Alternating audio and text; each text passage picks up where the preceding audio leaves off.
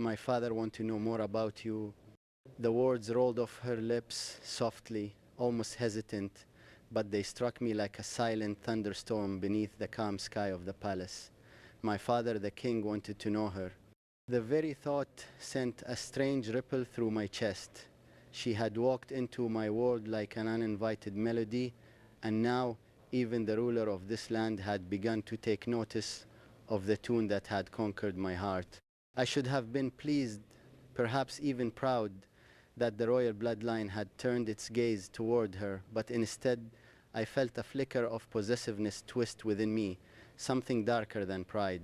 Because she wasn't just someone to be known, she was mine to protect, mine to understand, mine to keep hidden from the cruel curiosity of the throne.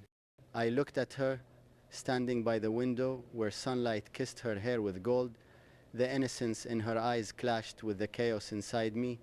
Did she know what she had done to my world? My father's interest was never gentle. It was power disguised as curiosity. When he wanted to know someone, he wanted to own their story, their loyalty, their secrets, and I couldn't allow that. Not with her. I had already seen too much darkness within the walls of this palace to let another innocent soul become its prey. The king's questions were never simple, and his approval never came without a price. "Tell him what you must," I murmured, stepping closer, my voice deep and low, carrying a warning she didn't fully grasp. My hand brushed hers, deliberately, as if to remind her that my shadow would stand between her and every danger that dared to touch her. "But do not let him see your fear." I wasn't afraid of my father's wrath. I had faced it since I was old enough to wield a sword. What terrified me was the thought of her being hurt by the same crown that had caged me all my life. For years I had learned to mask my emotions, to speak in riddles and diplomacy, to smile while bleeding inside. But with her, every wall I had built began to tremble. That night, as I stood in the great corridor leading to the king's chamber, I could feel the eyes of the guards watching, the weight of generations pressing on my shoulders. The echo of her voice haunted me. "My father wants to know more about you." The irony wasn't lost on me. For so long I had been the one studied, groomed, and prepared for a life not my own. Now the tables had turned. The one person who made me feel alive was about to be examined by the very man who had turned my soul into stone. I clenched my jaw, trying to tame the storm rising within.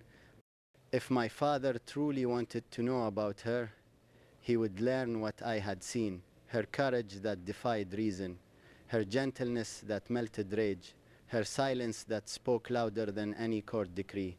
But I also knew the king's eyes would not see her heart. They would see opportunity, leverage, a way to bind me tighter to his control, and that I could never allow. As the royal doors opened, my father's gaze met mine, sharp and cold as a blade. "So," he said, his tone measured, his smile a mask, "this is the woman who has changed the rhythm of my son's pulse." I said nothing, but my heart burned with quiet rebellion. For once, I didn't want to be the obedient prince, molded in his shadow. I wanted to stand as a man who had found something pure amid the ruins of duty. My fingers brushed against the ring. I wore a reminder of promises made in whispers. That night, I swore to myself, if my father sought to know her, he would have to know me first, the real me, not the crown's puppet, not the prince shaped by duty, but the man whose heart no throne could command, because he wasn't just another name to add to royal curiosity. She was my weakness, my rebellion, my forbidden truth. The king's gaze lingered on her as though he was studying a fragile sculpture carved from light. I hated that look, cold, assessing, layered with intentions no one could decipher. My hands clenched behind my back, the polished marble beneath my boots feeling like ice.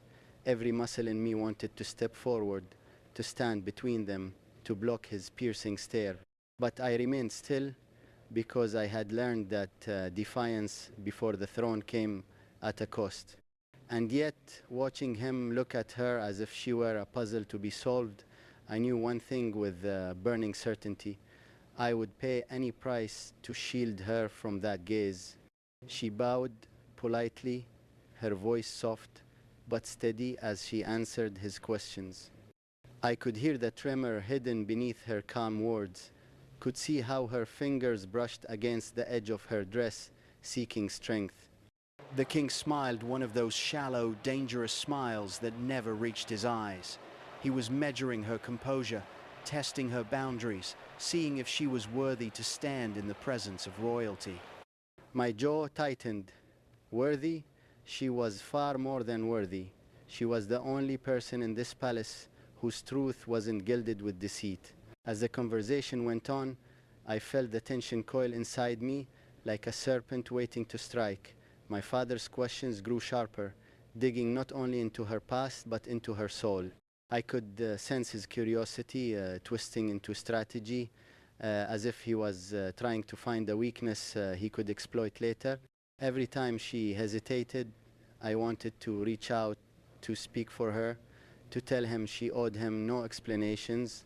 But a prince's word in front of his king was a fragile thing. One wrong tone could ignite a storm that would consume us both. So I remained silent, my fury hidden beneath layers of royal decorum. When she was finally dismissed, I followed her out of the chamber. The air in the corridor felt heavy, suffocating. She walked ahead of me, her posture proud but her steps faintly unsteady. I reached for her wrist, stopping her just before she could turn the corner. Her eyes met mine, uncertain, searching. "You did well," I whispered, though the words felt small compared to what I truly wanted to say.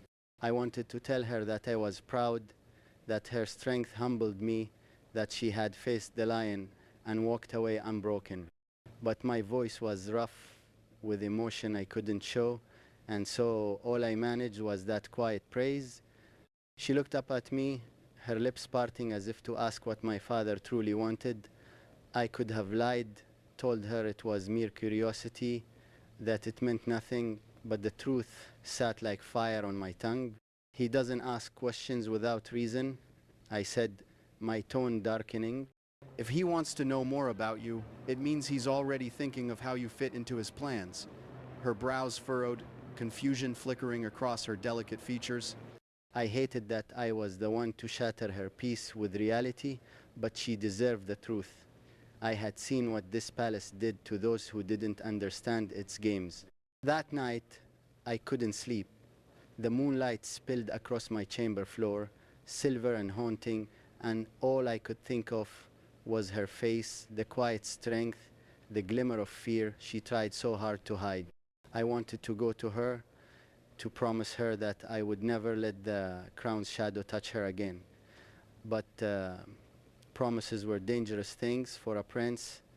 They came with chains of consequence. Still, the thought of her lying awake, perhaps wondering what the king had seen in her, tore at me more than any political war ever could. By dawn, my resolve had hardened into something unbreakable. If my father wanted to know her, then I would make sure he knew her only through the version I chose to reveal. I would draw a wall between her and the crown so high that even the king's power couldn't breach it. She wasn't meant to be a pawn in royal politics. She was the part of me that was still human, still alive beneath the layers of duty. And I swore upon every drop of royal blood in my veins that no matter what came next, no matter what I had to defy or destroy, she would never be a piece in my father's game. The following days in the palace were heavy with silence that spoke louder than words. My father hadn't summoned her again, yet I could feel his presence everywhere, lurking in the whispers of the servants, in the rustle of the court documents, in the eyes of the guards that seemed to follow her every movement. He was watching, waiting. That was his way. He never struck without first observing the heart of his opponent, dissecting it piece by piece until he knew where to aim. And I knew then that his interest in her wasn't a fleeting curiosity, it was a quiet calculation. Something about her had stirred the king's mind, and that was more dangerous than any sword aimed at my chest.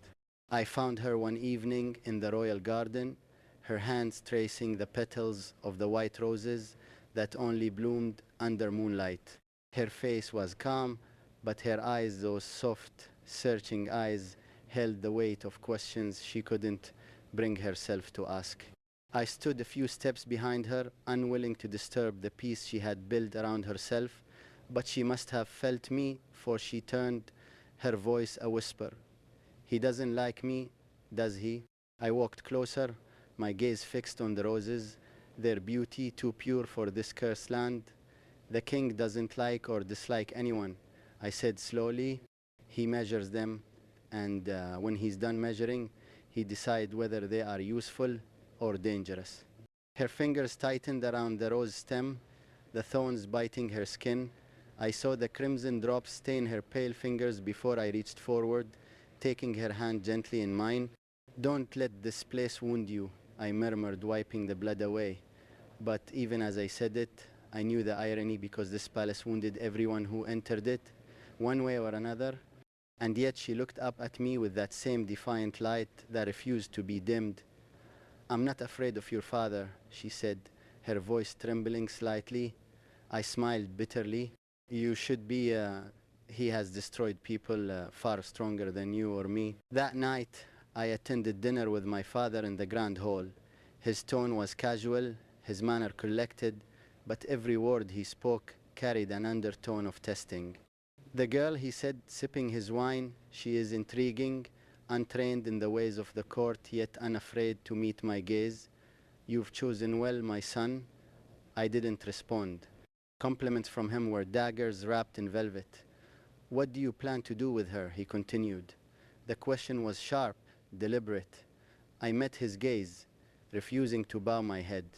"Protect her," I said. His smirk deepened. "Protect her or possess her?"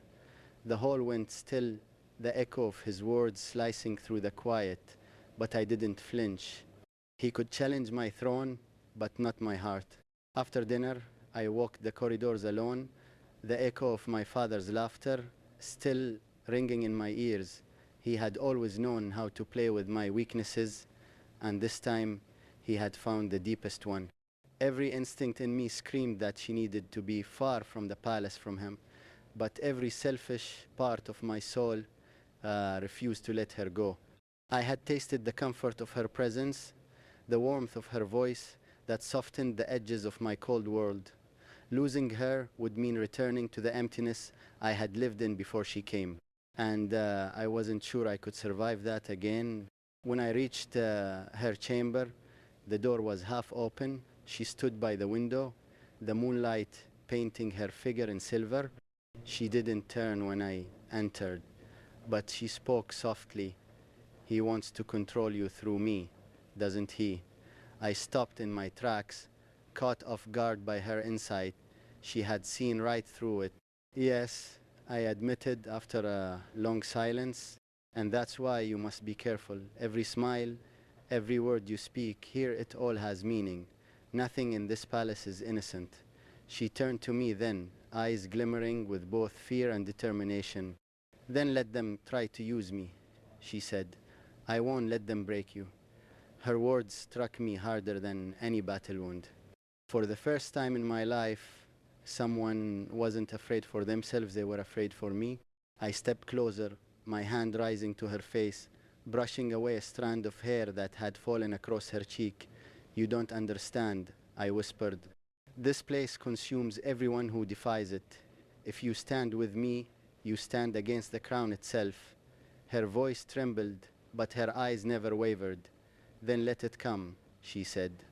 "If it means standing beside you, I'll face the crown, the king, even the world." My heart clenched at her words. I had spent years fighting wars for a kingdom that never loved me.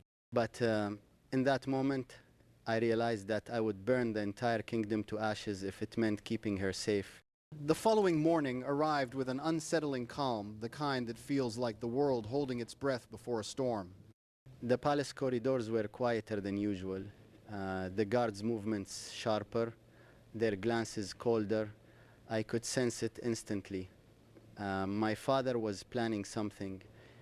He never acted without setting the stage first. Every silence in the palace was a warning, and I had learned long ago to read its rhythm like a prophecy. My chest tightened with unease, a premonition whispering that she would soon be caught in a web she didn't even know existed. I couldn't let that happen, not while I still breathed. I found her in the library, sitting between tall shelves where sunlight fell in golden streaks across her face. She was reading, unaware that the world outside those pages was preparing to tear her piece apart.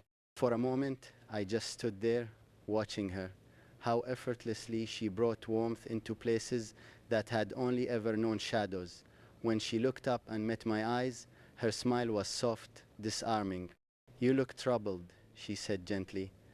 I knelt beside her, taking the book from her hands. "You shouldn't be here," I said, my voice lower than I intended. "The king doesn't sleep. When he's curious, he digs deeper, and he's begun digging into you." She frowned, her fingers brushing mine, a quiet plea in her touch.